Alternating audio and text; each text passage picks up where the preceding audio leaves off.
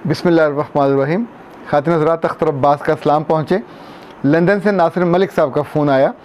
बहुत खुश थे कि मैंने उनकी बात मान के एक वीडियो बनाई, पर साथ ही उन्होंने एक दूसरी बात कही। उन्होंने कहा कि मैं जिस दोस्त से बहुत मोहब्बत करता हूँ और जिसको बहुत अज़ीज़ रखता हूँ, उसने पिछले 3 माह इतने अजाब में गुजारे जैसे कांटों पे और कोयलों पे उसने गुजारे हों, और कोयले भी ऐसे जो दहकते हुए हों।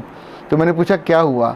कहा कि शादी के सिर्फ 2 हफ्ते के बाद जिस इलाके से, जिस मोहल्ले से वो लड़की को ब्याह के लाए थे, वहाँ से एक रैंडम कॉल आई और उन्होंने कहा कि मैं तेरी बीवी को बहुत अच्छी तरह जानता हूँ और ये हमें फ़ोन किया करती थी और हमसे बातें किया करती थी। अब बड़ी ये नेक परवीन बनती है, तो ये तो बहुत अच्छी लड़की नहीं है, करैक्टरलेस है। तो उन साहब ने कहा कि तुम कौन हो? कहा कि हम उसके मोहल्ले वाले हैं, उसको बहुत अच्छी तरह जानते हैं। कहा तुम्हारे पास सबूत क्या है? तो उसने सबूत भेजा। उसने, उस बच्ची ने उसको कहीं जो पैगाम किए हुए थे वो सबूत के तौर पे उसने उसकी पिक्चर ली और भेजा। पैगाम क्या था कि मुझे 2 किलो आलू ला दो, मुझे कुछ सब्ज़ी ला दो। जब उसने अपनी बीवी से पूछा कि ये क्या तमाशा है, ये क्या माजरा है। अच्छा, कुछ मर्दों का मामला ये है कि वो किसी की भी बात सुन के एकदम से अपनी पिच को ऊंचा कर लेते हैं। खातिन हज़रात, जिससे मोहब्बत हो उस पर यकीन करते हैं, जिससे ताल्लुक़ हो उससे शक से इज़हार नहीं करते। यानी जब तक आप उससे बात कर नहीं लेते, पूछ नहीं लेते, और पूछें आप ऐसे कि जैसे कटहरे में खड़े करके आप कोई मुखालफ फ्री के वकील हों। जज भी मत बनिए, उसकी पार्टी बनिए, फिर उससे पूछिए। उसने पूछा अपनी बीवी से, तो बीवी ने कहा कि मैं घर में, मेरे वालिद तो थे नहीं, तो किसी ना किसी को मैं बुला के, चूँकि वहाँ तो सब मेरे भाइयों जैसे थे, तो मैं उन्हें कह देती थी मुझे सब्ज़ी ला दे। मैं क्यों इतनी दूर जाती बाज़ार में, तो कोई ना कोई आता जाता मुझे सब्ज़ी ला देता था। और ये जो आपको मुझे मैसेज दिखा रहे हैं कि सब्ज़ी ला दो, आलू ला दो, मटर ला दो, तो इसमें ऐसी कौन सी बात है कि जिसमें मैंने उन्हें कोई मोहब्बत का पैगाम भेजा? पर वो साहब, शक ऐसा जहर है जो कभी कभी तो इतना फ्रीहल असर होता है कि आपकी जान निकाल देते। शक एक ऐसा जहर होता है जो आपके रगों पे में फैल जाता है। और शक अपनी अगर बीवी पे अल्लाह माफ़ करे तो वो सबसे पहले आपके दिल पे और आपके एतमाद पे और आपके एतवार पे जाके असर करता है। आज जो मैंने सोचा जिस मौजू पे आपसे बात की जाए वो ये कि ख़वातीन दलदल में कब फंसती हैं, और ये दलदल आमतौर पे उनकी अपनी बनाई हुई होती है। कभी ये दलदल कानों के रास्ते बनती है, कभी ये आँखों के रास्ते बनती है, कभी ये ज़ुबान के रास्ते बनती है, कभी ये टेलीफोन के रास्ते बनती है। और याद रखिएगा, जिन लोगों से आप बात कर रहे होते हो, चाहे वो आपके मोहल्ले के हों, चाहे आपके इज़्ज़ा उकारब हों।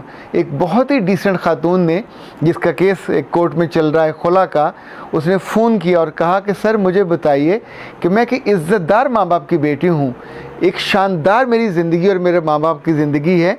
मेरे ही कज़न मुझको फ़ोन कर कर के इस कदर वाहियात बातें करते हैं और मुझे कहते हैं कि खुला के बाद तुम हमारे साथ चलो, हमारे साथ सेट हो जाओ। उनमें शादी की बात नहीं कर रहे हैं, इनफैक्ट वो एक दूसरा रास्ता दिखा रहे हैं। ये वो दलदल है जिससे कोई बचाने नहीं आता। आपका अपना इल्म, आपकी अपनी समझ, आपकी अपनी जहानत और आपकी वैल्यूज़ हैं जो आपको समझाती हैं कि साइमा, इकरा, बतूल, नरगस, जो भी आप हैं, ये काम नहीं करना। यानी ये वो लोग हैं जो आपको फ़ोन पे मज़े लेना चाहेंगे, चस्के लेना चाहेंगे और फिर आपकी ज़िंदगी में ये जहर घोलेंगे। इसलिए जो मैंने पहला कहा, दलदल इन कानों से बनती है। कितनी ही बच्चियाँ इसलिए बर्बाद हो जाती हैं कि वो कान रस होती हैं, कानों से मज़ा लेती हैं। फ़ोन, रैंडम कॉल्स होंगी, रॉन्ग कॉल्स होंगी, या फिर उन कॉलों से ताल्लुक़ बनते बनते कहीं का कहीं पहुँच जाता है। और ये ताल्लुक़ आम तौर पे ये बेल मुंढे नहीं चढ़ती, बीच में कहीं रह जाती है, और बीच में आपकी इज़्ज़त, बीच में आपकी शराफत, बीच में आपका एतमाद, बीच में आपका। अभी हाल ही में एक बच्ची ने रब्ता किया और उसने कहा कि सर मेरा दिल टूटा हुआ है, और ये दिल किसी और ने नहीं तोड़ा, मेरे ही अज़ीज़ महबूब ने तोड़ा। मैंने पूछा क्या हुआ? उसने कहा जी मेरी उनसे बहुत अरसे से दोस्ती थी, हम फ़ोन पे सारी सारी रात बातें करते थे, अब मुझे पता चला है कि वो तो शादीशुदा है, उसके तो बच्चे हैं। तो मैंने उनसे पूछा कि इतना अरसा जो तुम उसके साथ फ़ोन पे लगे रहे, करते क्या रहे? तुम्हारी बातें ख़त्म नहीं होती थी। देखिए, ये दरवाज़ा आपने खोला, दूसरा उसके अंदर घुस आया।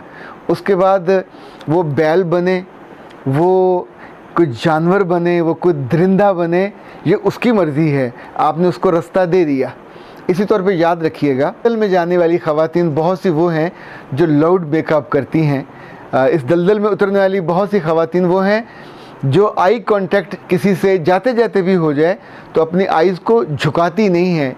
बहुत सी ख़वातीन वो हैं जो इस दलदल में तब गिरती हैं जब किसी दूसरे ने मुस्कुरा के देखा और उन्होंने बेवजह मुस्कुरा के जवाब दिया। इस पर बहुत अजीबोगरीब उर्दू में और पंजाबी में मुहावरे बने हुए हैं। इसी तौर पे अपने ग्रुप में जहाँ आप काम कर रहे होते हो, अपने दफ्तर में जहाँ आप काम कर रहे होते हो, इवन बाज़ दफ़ा जिस वैन पे आप जा रहे होते हो, उसका ड्राइवर, उसका कंडक्टर जो आपसे स्टेटस में बिल्कुल ज़ीरो होता है, आदमियत के लिहाज से भी ज़ीरो होता है और अक्ल और फ़हम के लिहाज से भी ज़ीरो होता है, लेकिन वो जो सोचता है, वो जो समझता है कि अगर मेरे किसी इशारे पे इसने पॉजिटिव रिस्पॉन्स कर दिया, उस पर मुस्कुरा दी, तो उस दलदल में उतारना और दलदल में उसको खींचना ये उनको बहुत अच्छी तरह आता है। सो ए प्यारी ख़वातीन, आप मुल्क में हो या मुल्क से बाहर हों, घर वालों के करीब हों या घर वालों से दूर हों, इतनी बात याद रखिएगा, ये वो दलदल है जो अपनी ज़्यादा चालाकी से बनती है। ये वो दलदल है जो आमतौर पे दूसरे आपके लिए बनाते हैं और आप उसमें डूब जाते हैं। अगर आप जॉइंट फैमिली में रह रहे हों तो जितने आपके कुर्ब व जवार में अज़ीज़ हैं, जो आपके हम उम्र हैं या आपसे उम्र में ज़्यादा हैं, आप सोचोगे वो आपके भाई हैं, पर वो आपके भाई नहीं होते। Basically they are male. और उनकी जो इंटेंशन है आपको देखते हुए, आपसे बात करते हुए, आपको छूते हुए, अगर आप पहली दफ़ा उनको शट अप कॉल नहीं देंगे तो ये लोग जब आपस में बैठते हैं तो फिर आपका वो लज्जत ले के तज़किरा करते हैं आपके बारे में। आपने सिर्फ उंगली भी नहीं पकड़ाई होती, पर आपका वो हाथ खींच के वो स्टोरी घर लेते हैं कि जिसका आप अंदाज़ा नहीं कर सकते। ये पंजाबी में एक कहा जाता है कि जो लोग इस तरह के होते हैं उनको कहानी गढ़ना बहुत आता है। गांव में ये कहावत है कि अगर किसी के मुंह से पर गिर जाए, कोई गुज़रता हुआ कोई परिंदा, कोई फाख्ता, कोई कबूतर, किसी का भी लग सकता है, तो शाम को गांव में जो कहानी चल रही होती है वो फाख्ता के या कबूतर के पर की नहीं होती, वो आपके मुंह से कबूतरों की डारों की डारें निकल रही होती हैं। ये आम तौर पे ख़वातीन के साथ होता है और ये वहाँ होता है जहाँ आपने बेहतियाती की होती है। सो बेहतियाती करने का जब भी मन करे तो 10 दफ़ा सोचिएगा कि ये बेहतियाती आपको लंदन में जाके, आपको स्पेन में जाके, आपको इटली में जाके भी तंग कर सकती है। इसलिए कि जिन लोगों से हमारा आपका वास्ता पड़ता है ये बहुत अच्छे इंसान नहीं होते, अंदर से कहीं बहुत मीन और कमीने होते हैं। ये पहले भी आपके जिस्म से खेलना चाहते हैं, ये बाद में आपको कभी ज़िंदगी में इज़्ज़त और सहूलत से जीता भी नहीं देख सकते।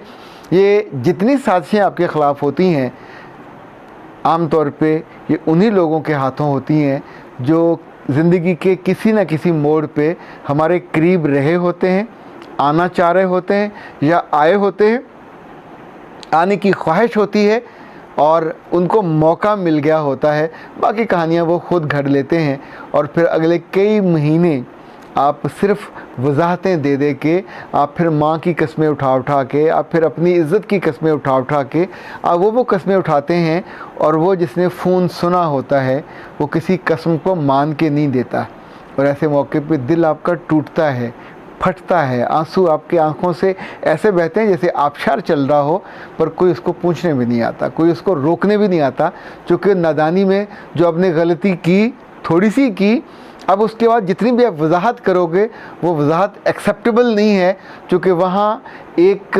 तस्वराती आपके जराइम की पूरी लिस्ट बन चुकी होती है और आपको उस लिस्ट की एक एक चीज़ को कस्में खा के, मिन्नतें कर के और उनके पाँव पड़ के दूर करना होता है। ये बहुत मुश्किल मरहला होता है और इस मुश्किल मरहले में जो जाने वाली बच्चियाँ हैं इस अज़ाब को वो सहती हैं, वही जानती हैं ये कितना पेनफुल होता है, कितना तकलीफ़ दे होता है। इल्ज़ाम लगाने वालों को कभी तकलीफ़ नहीं होती है। रब उनको मारेगा, वो उनको बहुत सज़ा देगा, वो बोहतान की सज़ा भी देगा, वो ग़ीबत और चुगली की सज़ा भी देगा, लेकिन आप तो मारे जाते हो। सो बजाय इसके कि ऐसे मौक़ों पे हम दूसरों को इल्ज़ाम दें। ज़िंदगी हमेशा सीखने वाली चीज़ होती है। मैं जब आपसे कोई बातें बयान कर रहा होता हूँ तो उसमें हरफ़े आखिर यही होता है कि उस चीज़, उस कहानी, उस किरदार, उसका मैसेज आपके दिल पे पहुँचे, कहीं ब्रेन पे पहुँचे और वहाँ जाके जम जाए और आपको आइंदा किसी ऐसे फ़ैसले करते हुए, ऐसी हरकत करते हुए 10 दफ़ा सोचने पे उकसाए और आपको कभी ऐसी वजाहतें और कभी ऐसी माफ़ियाँ न मांगनी पड़ें कि आप मांग भी लो और दूसरा उस पर यकीन ना करे। अख्तर अब्बास को इजाज़त दीजिए। अस्सलाम वालेकुम।